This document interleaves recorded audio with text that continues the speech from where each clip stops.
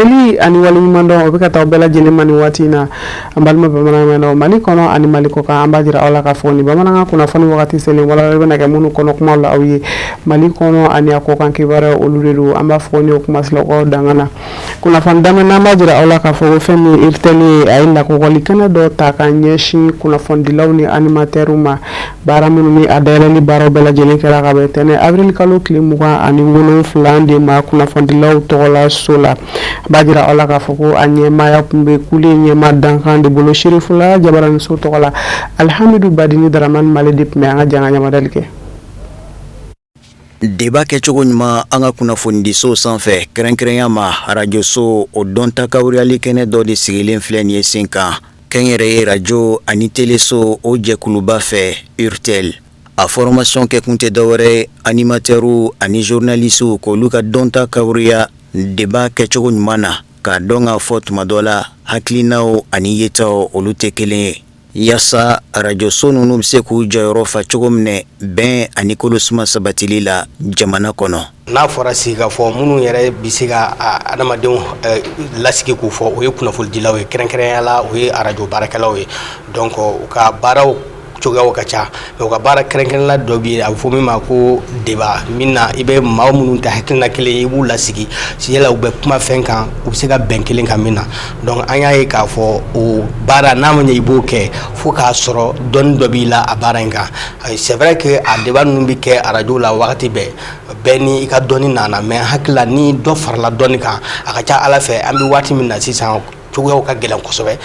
minɛn bɛ yen n'o yirala maaw la hakilinaw bɛ yen n'o farala hakilina kɔrɔw kan a ka ca Ala fɛ n'i ye maaw sigi u ka kuma i bɛ se ka o hakilinaw sɔrɔ k'o hakilinaw fara ɲɔgɔn kan ka kɛ kelen ye yaasa bɛn ni kelenya bɛ sabati cogo min na an ka sigida kɔrɔ donc o de nana ni nin hakilina in ye an ye kunnafonidilaw kɛrɛnkɛrɛnnenya radio baarakɛlaw fara ɲɔgɔn kan yaasa nin baara in kɛcogo ɲuman ka dɔ fara u ka dɔnni kan ka o sigi sen kan pour que an fana b'an sen don i n'a fɔ a bɛ kɛ kɔrɔlen cogo min na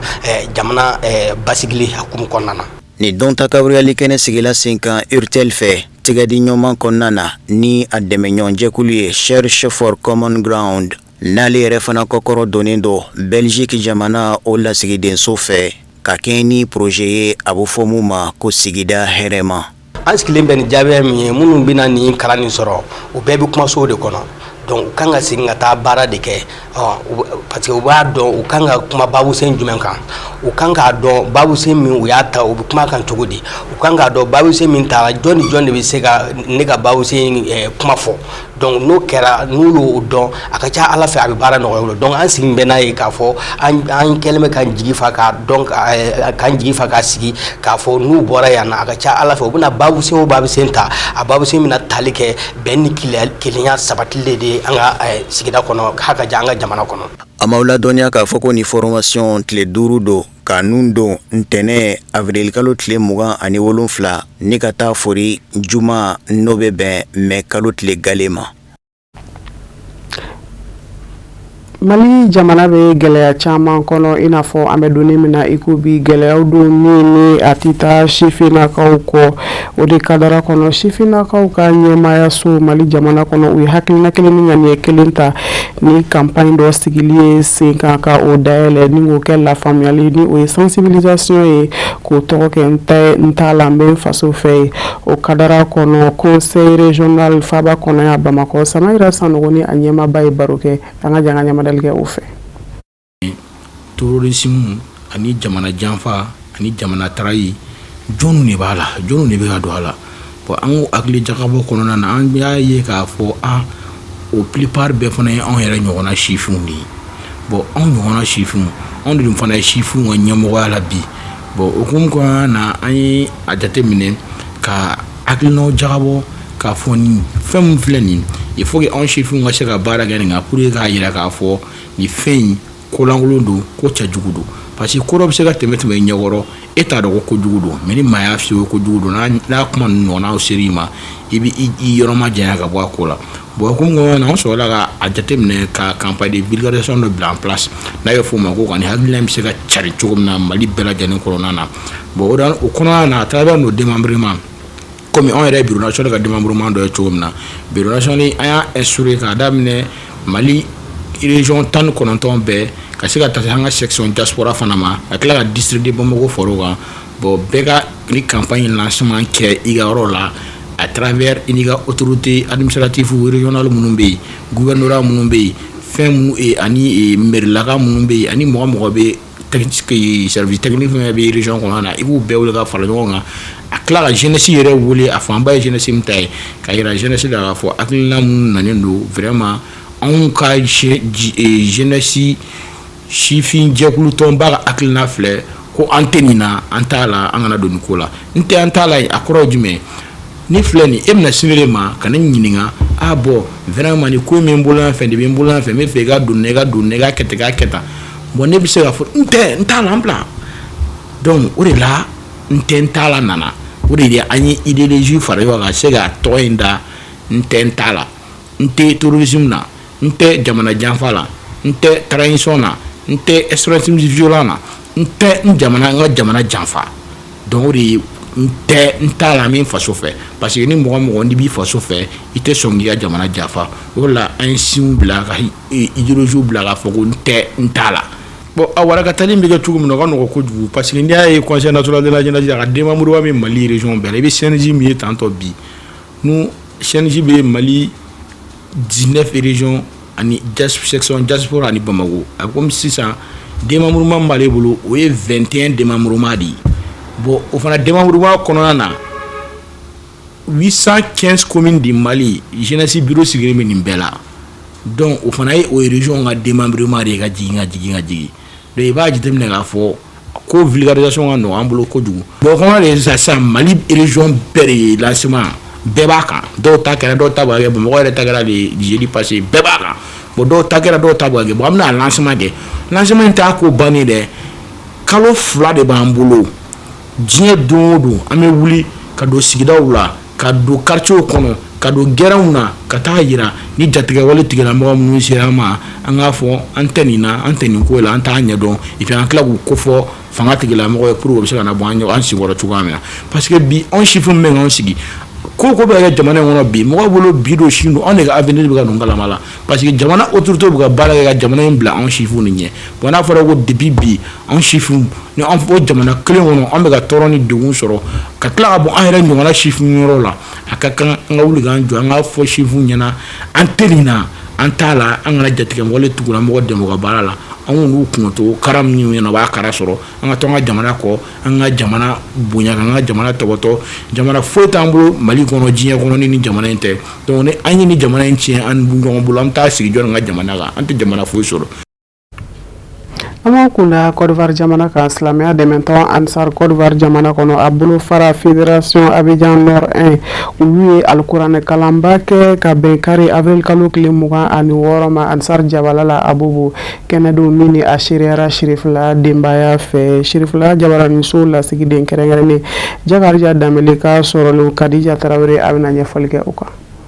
Ni alikuranɛ kalan belebele min labɛnna Jamiyatul Ansarudin tɔndenw fɛ kɛrɛnkɛrɛnnenya la fédération d'Abidjan Nord maaw n'a ye Ansaru ni kanuba caman fara ɲɔgɔn kan i ko kɔnɔkulu Amsaru dagayɔrɔ la Abubu siège la a kɛla wasa ani kunkɔrɔta ye ka d'a kan ni ala ko suma kɛnɛba in seereya la Zamzam y'u ka denbaya maa caman fɛ kɛrɛnkɛrɛnnenya la a ka golokansigi Seydi Sherif Ahmed Tidiane Haidara a n'a badenmuso 2 Seyida Ina Haidara ani Seyida Aminata Usman Haidara nin kɛnɛba in kan fɛn min ye Jamiyatul Ansarudin tɔnɲɛmaw ye olu kɔni y'a jira u ka kɔrɔfɔw la ko laɲini kelen bɛn basigi ani kelenya o bɛ se ka sabati cogo min na Côte d'Ivoire dugukolo kɔ kan ani farafinna kɔnɔ fo ka taa se diɲɛ seriki naani bɛɛ lajɛlen ma k'o de ye olu ka laɲini ye. Donc nafa tɛ se ka fɔ ka se a dan na ni kuranɛ kalan tɔn yɛrɛ bɛ kuranɛ kalan de bolo kuranɛ ko kuranɛ kalan fɔ duwawu kalan donc tɔn bi duwawu kalan de bolo an karamɔgɔ ye duwawu kɛ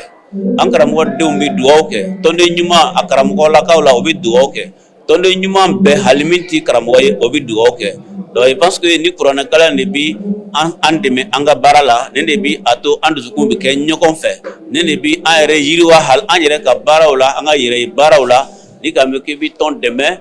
i k'a sɔrɔ i yɛrɛ sera i yɛrɛ kɔrɔ fɔlɔ donc nafaba caman bi ni kuranɛ kalan ninnu la. Abidjan Nord 2 o jama a n'a karamɔgɔw o karamɔgɔ n'a jama olu ye duwawu kalan labɛn karamɔgɔ ye tournée min kɛ tan ka ale wele tournée a nɛɛma n'a barika a n'a hɛrɛ ala k'a di ansaru ma kɛrɛnkɛrɛnya ma k'a di Côte d'Ivoire silamɛ bɛɛ ma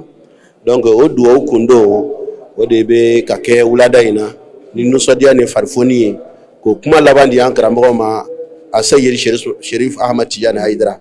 k'a fɔ tournée a ye an nafa a ye silamɛya nafa a ye jamana nafa anw ni nisɔndiya de bɛ yan ka Cherifu fo hali bi ala k'u to an ɲɛ ala k'an yɛrɛ to. A k'a dɔn k'a fɔ ko ni ala ko suma kɛnɛ in kan alikuranɛ sanuman caman kalanna fo ka taa se dɛlɛyiratul khayratiw ma ni ka sɔrɔ ka a kuncɛ ni alisilamɛw ka fara ɲɔgɔn kan tɔnba au conseil islamique du Mali ma ɲɛma denkɛ a Seydi Cherif Ahmed Tidiane Haidara ale dala duwawu sanumanw ye. Ka segi kana faso maliba kɔnɔ a kɛrɛnkɛrɛnnenya n'a kɛɲɛba cercle kɔnɔna na yen Jijan dugu kɔnɔ bonya segin kɛnɛ dɔ sigira Jijan dugutigi tɔgɔ la yen dugudenw fɛ ka sanga ni a ka wulikajɔ baarabaw ye dugu jukɔrɔ nafa sɔrɔ siraw baara cogo ɲumanyaw siraw kan Sherifula Jabara so tɔgɔ la kɛnɛ seriyara Sadio Sidibe Nuhumu Kone de fɛ an ka janga ɲamadali kɛ. Kunnafonidilaw ka jɛkuluba dɔ bɛ yen ni a bɛ wele l'Union des radios pour leur paillage et mine du Mali bakuruba la Iroma ni ale ka wulikajɔ tɛ fɛn wɛrɛ ye maa minnu jijalen don u ka sigidaw yiriwali la dugu jukɔrɔ nafa ko ta fanfɛla la olu ka baara n'u ka ɲumanw bɛ se ka dɔn u ye cogo min na min b'a to maa wɛrɛw bɛ se ka ɲɛbɔ u fɛ cogo min na ka ɲɔgɔnnaw kɛ u ka sigidaw la o de kadira kɔnɔna na Irom wulila ka se jijankaw fɛ yen nɔ ka taa jɔnjɔn caman di a dugutigi ma a jirala k'a fɔ dugutigilaka in a ka wulikajɔ bɔnna kosɛbɛ jijan yiriwali la min bɛ tali kɛ baara minnu n'a y'o kɛ ambulance sambo la ekolisow jɔra fo ka taa se ka ji bondonw di population ma o n'a ɲɔgɔnna caman. Ka nimisi wasalen fana bɛ kɛnɛ in kan k'a ye k'a fɔ an ka dugutigi don an fa an'an baaraɲɔgɔn n'o ye jeunesse baaraɲɔgɔn ye k'a fɔ jɔnjɔn sera ka na d'o ma Irom tɔgɔ la Sakili commune kɔnɔna la Jijan dugu kɔnɔna na vraiment o b'a yira anw na k'a fɔ vraiment a sɔbɛ bɛ dugu ɲɛtaga ma a sɔbɛ bɛ commune ɲɛtaga ma parce que n'i ye a ka réalisation lajɛ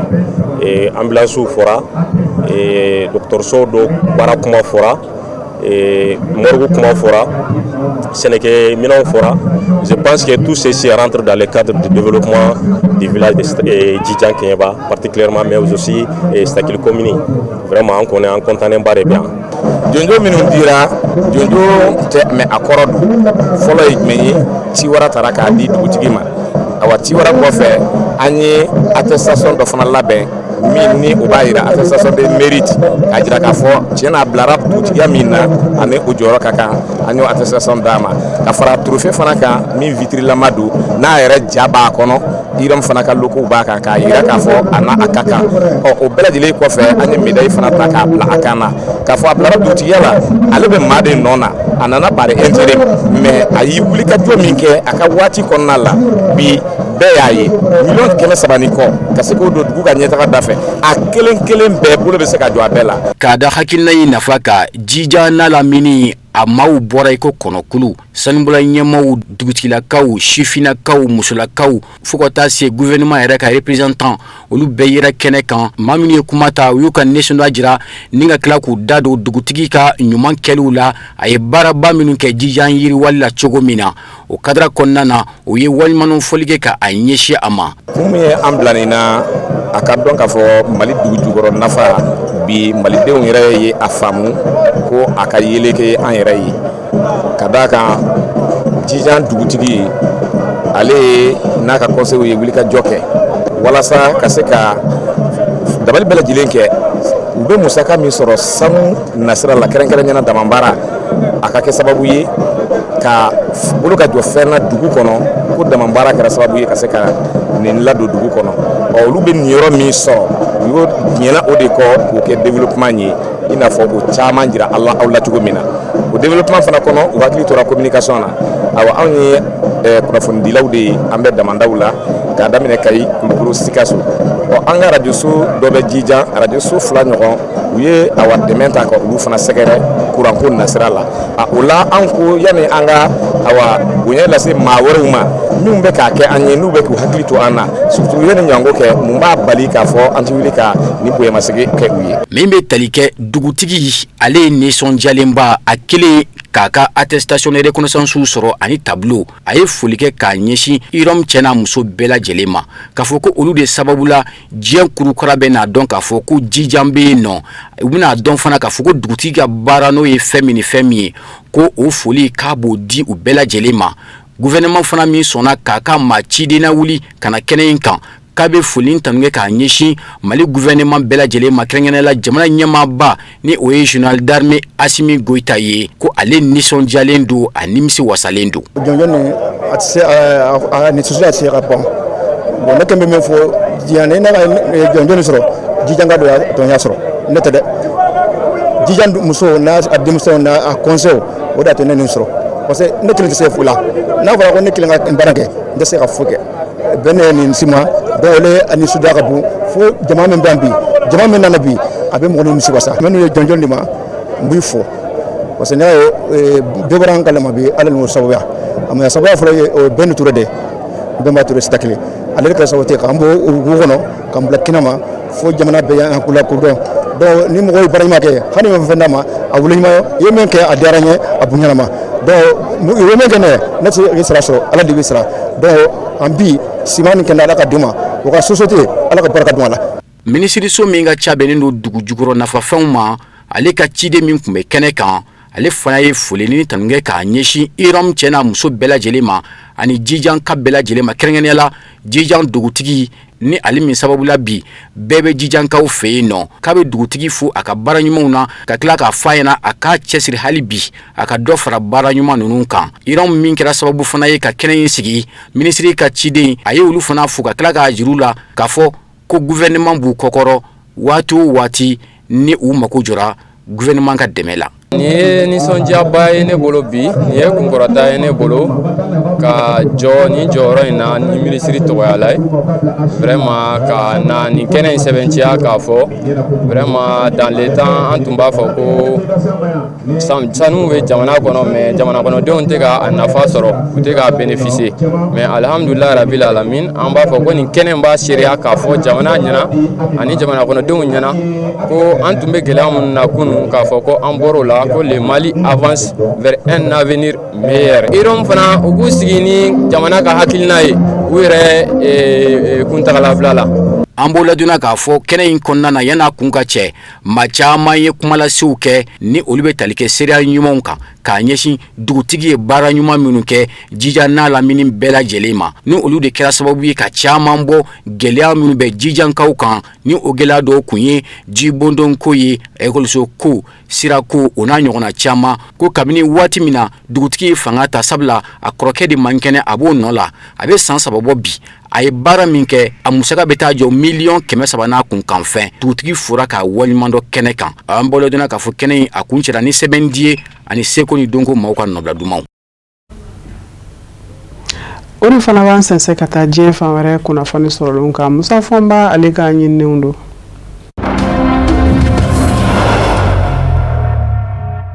O labɛn tɛ Ameriki jamana surasiya bolo ka mugufilitaw kunbɛn mugufilitaw minnu ye mugufilita kura dilalenw ye bi ka sanga ni bi kɛlɛ kɛcogow ye n'u k'u ma ko arme hypersonique ani missile de croisière nin ye maa ka kuma ye Ameriki jamana surasiya ɲɛmaayaso kɔnɔ kɛrɛnkɛrɛnnen ɲɛna Ameriki jamana surasiya minisiriso a ɲɛmaa danga Marka Berkowitz de ka kuma ye kuma min na n'a welela sanfɛ wasablo denw fɛ ni o ye Sena ye ka sabu ka Ameriki jamana ɲɛmaa Donald Trump b'a fɛ diɲɛ ka di a mɔ labɛnkura ka dila ka mugufilitaw kunbɛn Ameriki jamana fɛ a kɛn bɛ ka labɛnkura min bila senga ni sanfɛfɛnw kunbɛlan don ko Golden Dome nafoloba de kan ka don sanfɛfɛn kunbɛlan in Golden Dome dilali dafɛ Ameriki jamana fɛ wasablo denw kɛlen ka ɲininkali tɛngu kɛlɛko minisiri ɲɛmaa danga la n'o ye Marka Berkowitz ye yala i bɛ se ka ɲɛfɔli kɛ an ye Ameriki jamana ka sanfɛfɛnw kunbɛlanw cogoya kan wa minnu bɛ sɔrɔ Ameriki jamana bolo a ko bibi in na fɛn nataw kunbɛlan kelen min bɛ Ameriki jamana bolo ni Ameriki jamana bɛ se k'i jigi da o kan o tɛna sanfɛ o bɛ na ni dugumɔna de ye u k'o ma ko système de défense anti-missile terrestre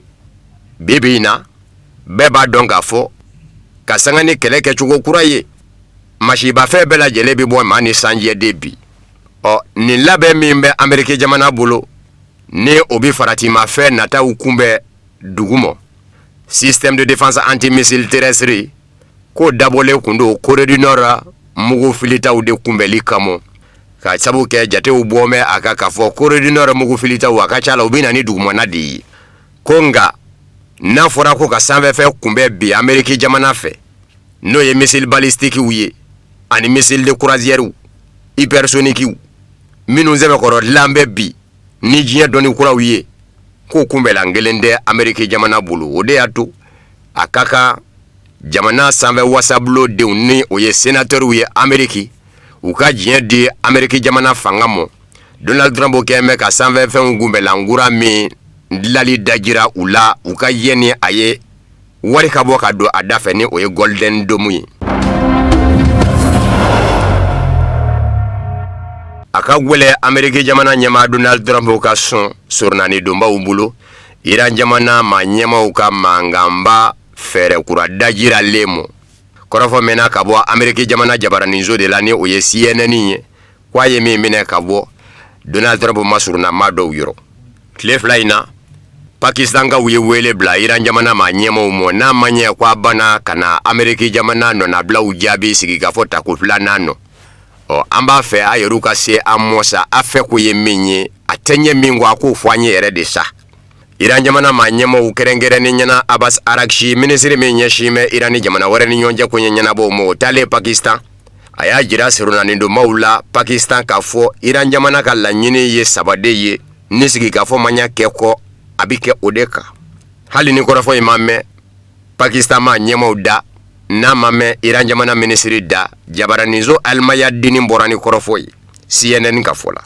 jabaranizo Almayadini ko Abbas Araghchi ani Pakistan ma ɲɛmaw ni ɲɔgɔn cɛ kuma ɲɔgɔnya la a y'a jiru la k'a fɔ kun kelen min b'a to olu bi sɔn ka sigi Ameriki jamana ɲɛmaw fɛ ni ka kuma n'u sɔnna u ka manganba fɛrɛ dajiralen sabaw mɔ u bɛ nduloma saba de kan nduloma fɔlɔ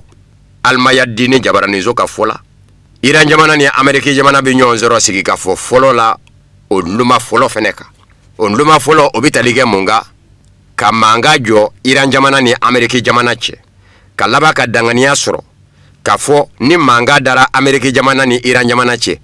manga fɛnɛ bi da Iran jamana dɛmɛ jɛkulu Hezbollah Liban ni Bani Israila cɛ ni bɛnkɛra o ka kuma min na ka tɛgɛnɔbila kɛ bɛnkan sɛbɛ la sigi bi kɛ nduloma filanan kunga n'o ye Detroit Muso ko a ji bolo min bi tɛmɛ Iran jamana dafɛ ni diɲɛ tajidoni nguru ndɛmɛnzera du manga jɔlen kɔ ani Ameriki jamana cɛ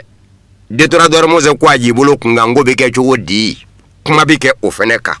ni bɛnkɛra o ka k'o tɛgɛnɔbila se bi kɛ nduloma sabanan mɔ o nduloma sabanan Iran jamana bɛ ka dugu yɔrɔ nafa sɔrɔ sira min labalo n'o ye uranium ye k'a ka kuranko mago ɲɛ a la ni Ameriki jamana bɛ k'o ye ko a bɛ ka la ka taa mugu jugu de ye da bɛ sɔrɔ ka don o kɔrɔ ni bɛnkɛra kan kelen ka o rɔ tɛgɛnɔbila bi kɛ bɛnkan sɛbɛ fɛnɛ na ko nka ko pandi kɛ nin nduloma saba ninnu dɔ la kelen kun na u sigi bɛ ɲɔgɔn kan cogo min ka bɔ dɔ la ka taa dɔ la a bi bɔ a da fɛ de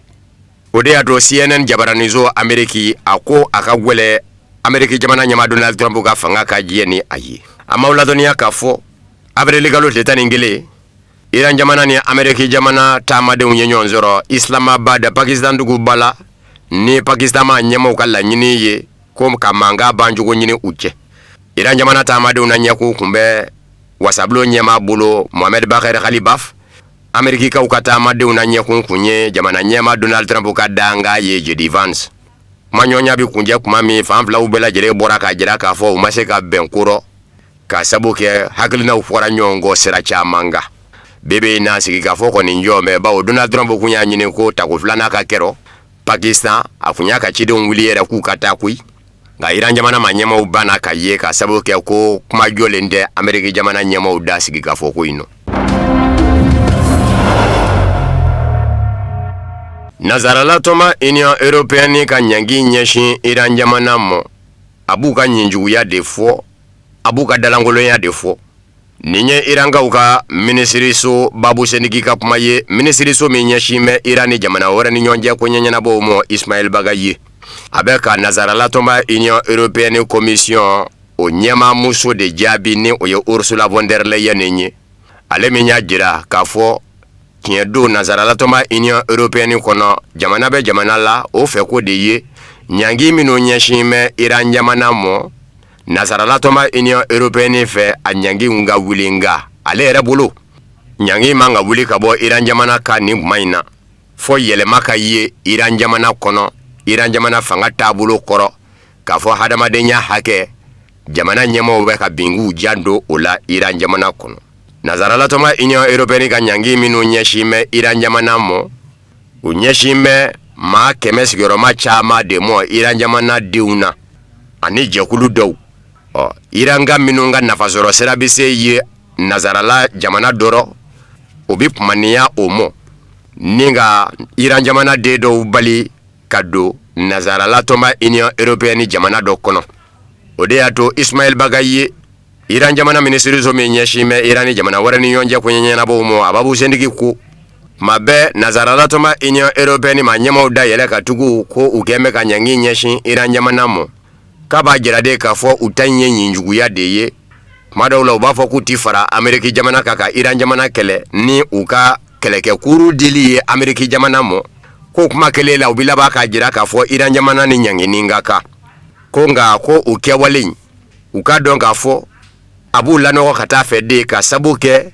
n'i ye diɲɛ fangaw sigi bi i b'a ye k'a fɔ nazaralatɔma Union Européenne tɛ ka jate ka sabu kɛ tigɛ n'a ye Ismail Bagayi ko nazaralatɔma Union Européenne ka ɲangiw ɲɛsinbɛ Iran jamanadenw de mu nka hadamadenya hakɛ min ni u dabalan bɛ o rɔ ni Iran jamanadenw ka hakɛ burujara wali jamana fɛ ni kɛlɛ binni ye Iran jamana kan ka Iran jamanadenw faa i t'u bɔlen ye k'a jira k'a fɔ o ni kɛli man kan a ko jɔyɔrɔw min y'o ye nazaralatɔma Union Européenne ma ɲɛmaw fɛ u ka dɔn k'a fɔ a ti mago ɲɛ u ye minnu bɛ kala ta u ye u ka jamanaw kɔnɔ k'u sigi fanga na a ti nafa ɲɛ olu jamanadenw fɛnɛ ye bawo diɲɛ bɛ tigɛ u la Iran jamana minisiriso babu sendigi ko kɔsa in na Ameriki jamana ɲɛma Donald Trump ye Iran jamana tajidoni nguru dɔ minɛ k'a yirɔ k'a yi min jaten dɛ diɲɛ jamana si fɛ u k'a ma ko o international ka sabu kɛ i bɔra diɲɛ jamana bɛɛ k'a ji ka o ji in kɔni bila mɛ o tɛ maa si ka jamana ji ye maa man ka se maa mɔ ye ko Ameriki jamana ɲɛmɔgɔw ye Iran jamana tajidoni nguru dɔ minɛ ye a n'a kɔnɔmɔgɔw ko yala a bɛ fɔ fɛn min ma ko pirateri n'o ye minnu bɛ bi mɔgɔw ka ji kan ko Ameriki jamana kɛwale in don dɔ de ye wa ko nazaralatɔma Union Européenne ma ɲɛmɔgɔw ye mun fɔ o rɔ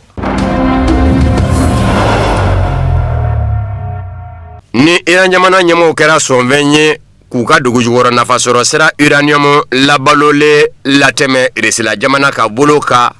a ka ca la Ala fɛ sigikafɔ ma na to ka kɛ fɛn ye u ni Ameriki jamana cɛ o bi sɔn ka nɔbɔ nin ye maa hakili juru caaninen ka kuma ye min ye Iran jamana koɲɛw ɲɛdɔma ŋana ye ko Ruhollah Mudabir ani Rusila kunnafoni di sira tasi cɛ baro dɔ senfɛ Ruhollah Mudabir a ko ni Iran jamana ma ɲɛmɔgɔw kɛra sɔnfɛn ye bakungolo nɔfɛtɔ kɛlɛ kun ye dadugura ko ye Iran jamana dugujɔrɔ nafasɔrɔ sira uranium Ameriki jamana ma ɲɛmɔgɔw bɛ k'u ka kɛlɛ kɛ kun kɛ o de ye ko Iran jamana don bɛ mugujugu dilan la ni Iran jamana ma ɲɛmɔgɔw kɛra basigi karamɔgɔ ye k'a fɔ wa Ameriki jamana ma ɲɛmɔgɔw kungo ko k'an ka dugujukɔrɔ nafasɔrɔ sira labalolen uranium lase u mɔ o tɛ se ka kɛ nka an dan bɛ jamana min na ni o ye Rusila ye an b'a labɔ k'a bila ka taa yen ni o bɛ se ka dɔ bɔ dusukun funteni na ni ka sigikafɔ nɔgɔya an jɛ ko ni Iran jamana ma ɲɛmɔgɔw sera k'o kɛ ko sigikafɔ a ka ca la Ala fɛ ko a na nɔbɔ ko bawo ko ni Ameriki jamana ma ɲɛmɔgɔw nana kuma wɛrɛ fɔ maa tɛna minɛni kɛ o mɔ bilen a ko maa kana ɲinɛ k'a fɔ kɔsa in na Abbas Arakchi Iran jamana minisiri min ɲɛsinbɛ Iran ni jamana wɛrɛ ni ɲɔgɔn cɛ ko ɲɛɲɛnabɔw mɔ a ye taama min ɲɛsin Rusila jamana mɔ a taara ni Iran jamana diinɛ ɲɛmaabakura Mujtaba Khamenei ka cika de ye ka da Rusila jamana ɲɛmaa Vladimir Putin tulo kan k'a fɔ Rusila jamana jɔli min kɛra Iran jamana ye kuma gwɛlɛ la a b'o bonyamasegin kɛ a ye a ka di Iran jamana ye u ka jɛɲɔgɔnya kɔrɔ don ne ka to ko Abbas Aragshi tameni o cika de ye Vladimir Putin fi ako ladala kula Iran jamana ni Ameriki jamana tora ka ɲɔgɔn sɔrɔ sigi ka fɔ la hali n'a ma kɛ ɲɛŋɛ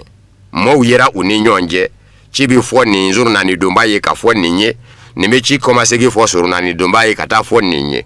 a ko san 2025 avril kalo ni mai kalo bɛɛ kɛra o rɔ ko nka mɔw bɛ taa bala min na juin kalo la bani Israel sina k'i ɲɛsin Iran jamana mɔti ɲɔgɔn bunde sɔrɔla ka daminɛ Ameriki jamana ɲɛma Donald Trump nane a ye ka fɔ n'a ma ɲɛ bani Israel mɔ a bɛna to kɛlɛ in nɔ Ameriki jamana ɲɛma Donald Trump ye a ka pankuru wuli ka taa Iran jamana dugujukɔrɔ nafa sɔrɔ sira labalo yɔrɔ saba ɲɔgɔn na bu ni ka sɔrɔ ka jira k'a fɔ a ka d'a ye kɛlɛ ka jɔ nin yɔrɔ in na nka Iran jamana fɛnɛ y'i ta sara Ameriki jamana na a rɔ ka sabu kɛ Ameriki jamana nafa sɔrɔ siraw minnu bɛ Émirats Arabes Unis Iran jamana ye mugu fili yen kan manga kɔni njɔra ye san 2026 min n'an b'o rɔ sigikafɔ bira ka daminɛ tun sigikafɔ tako fɔlɔ kɛra Suisse duguba la Genève février kalo tile 26 bɛɛ ma se ka kɛ ko la ye a fɔ mɛ ko sigikafɔ tako filanan kan ka kɛ mars kalo min na février kalo tile 28 bani Israel ni Ameriki sina ka jɛnga Iran jamana da don ni ka sigikafɔ jɔ u ni ɲɔgɔn cɛ kana se bi mɔ